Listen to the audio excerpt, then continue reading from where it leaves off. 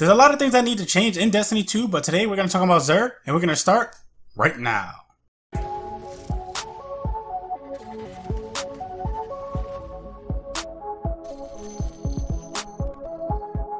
What's up guys, Reckless here and welcome to Guardian Watcher. If you enjoy my content, then hit the subscribe button and click on the bell, that way you guys don't miss out on any future videos. So apparently I have to give a disclosure on why this series actually exists. This series is not to bitch, complain, or bash Destiny, Destiny 2, Bungie, or any game that they have made. This series is about noticing issues and giving feedback or constructive criticism on how it can become better. Anyway, let's get into the video.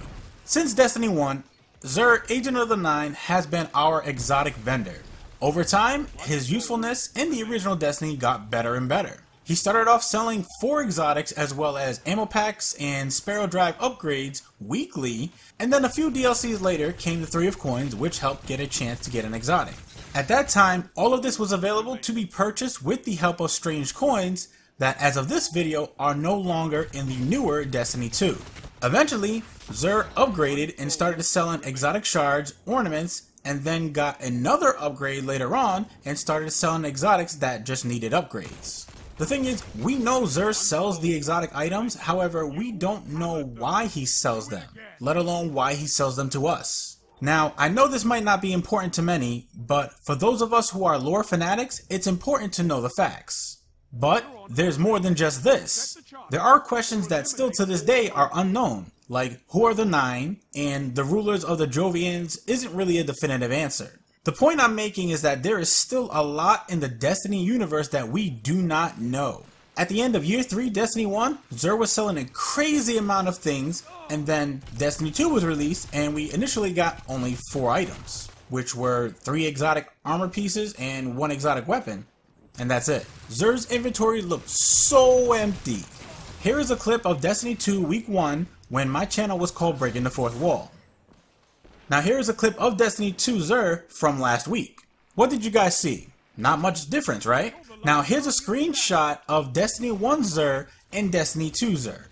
Do you guys see where I'm getting at with this? On top of that, and you may not agree, but the Fated Engram pretty much destroyed Destiny 2. And the actual economy. Now, hear me out before you go crazy in the comment section. When the Fated Engram was introduced into Destiny 2, it was a great idea. I mean, who doesn't like getting an exotic that they don't already have? The thing is, how many of us already have every exotic in the game? Not trying to brag, but I did until the Warmind DLC was released. After getting every exotic, the Fated Engram is pretty much useless. And to be honest, because of the Fated Engram prior to the release of the Warmind, how many of us had an exotic to chase after? I want to say that a big part of the Destiny community really didn't have an exotic to chase after because all you have to do is wait a week for a chance at it because of instead of earning exotics through gameplay, it's pretty much handed to you through the Fated Engram. The Fated Engram highly devalues what an exotic in Destiny 2 actually is. Exotics aren't supposed to be easy to get. That's why they are called exotics. But one could argue that they kept getting the same exotics in a row, one after the other, and my response to that is, well, that's been patched, and it's been patched very well. In the end, Xur really needs to change in Destiny 2. Like, everything about him. His story, the items that he does and does not sell, etc. I feel that the Destiny 2 Xur would be a little bit better if we got a little bit of lore on Xur and the Nine in the form of an investigation close to him every Friday. And with this, it'd be giving us a little more information until the question of who is Xur and the Nine is actually answered.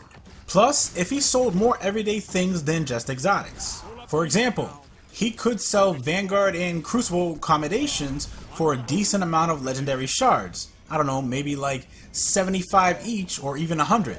Now, I say it needs to be a high amount because after you get every exotic in the game, legendary shards really just sit there stacking up. But then again, you don't want to take away from the economy in the Eververse either.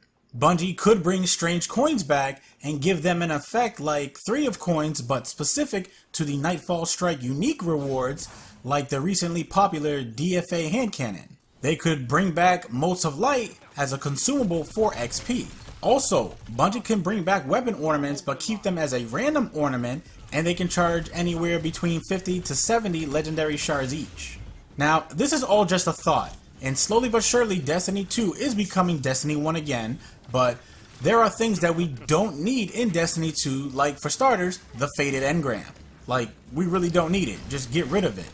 Exotics have a good drop rate right now as of the Warmind DLC. We don't need ammo synthesis because we get enough ammo in PvE and PvP.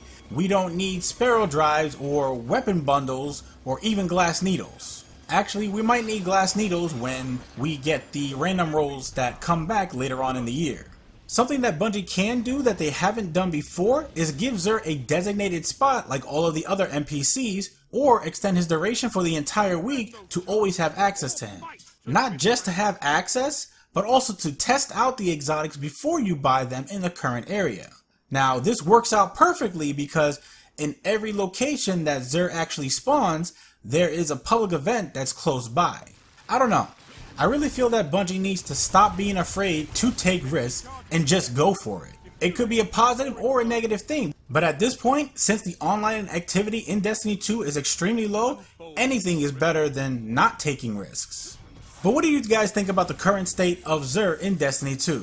Let me know your opinions on how Xur could be better in the comment section below. Also, if you guys haven't heard, I did start up my Clip of the Week series, and you guys can watch the very first one featuring Nkuch at the end of this video or in the description below. Yes, he allowed me to show his gameplay, and no, he is not physically in it. I'm not that YouTube famous just yet. Give me a little break. And if you enjoyed this video, then feel free to watch these videos as well. You never know, you just might like them. And if you do, leave a like, share them, and then come back for more, because you know you want to. Thank you guys for watching, and remember, less guns doesn't mean less crime. And I will see you guys next time.